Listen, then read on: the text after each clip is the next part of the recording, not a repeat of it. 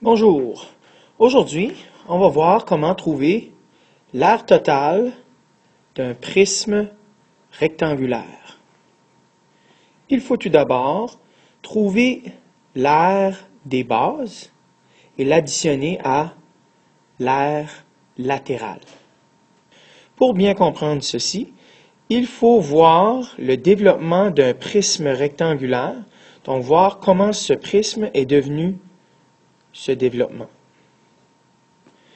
Il faut comprendre que les deux rectangles qui forment le devant et le rectangle d'en arrière sont représentés dans le développement par ces deux rectangles-là. Les deux rectangles qui forment les côtés de mon prisme, donc les moyens, sont représentés par ces deux rectangles-là. Et finalement, le rectangle qui est en dessous et le rectangle du dessus sont représentés par les deux grands rectangles ici. Donc, mon développement ici représente les 6 rectangles qui sont dans ce prisme rectangulaire-là. On va commencer avec l'aire des bases. Donc, les deux bases sont les deux rectangles qui forment le devant et le derrière du prisme rectangulaire. Donc, on va aller chercher la formule pour trouver l'aire d'un rectangle. L fois L. Et on va mesurer longueur fois largeur. Donc, 5 fois 2, qui donne 10 cm² pour ce rectangle ici. Et on va le multiplier par 2, car il y a aussi un rectangle de cette grosseur en arrière.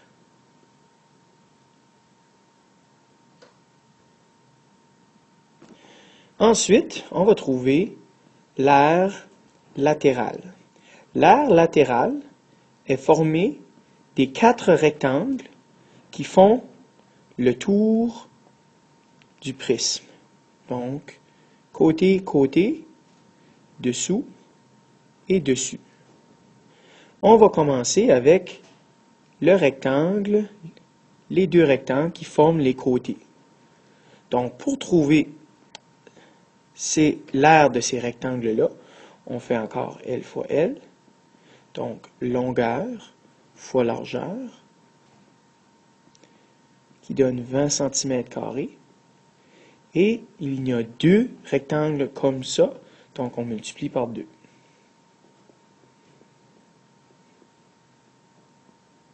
Et finalement, on va trouver l'aire du rectangle qui est dessous et celui qui est sur le dessus. Donc, pour ce faire, on fait encore L fois L. Donc, 10 de longueur, 5 de largeur, donc 10 fois 5 égale 50.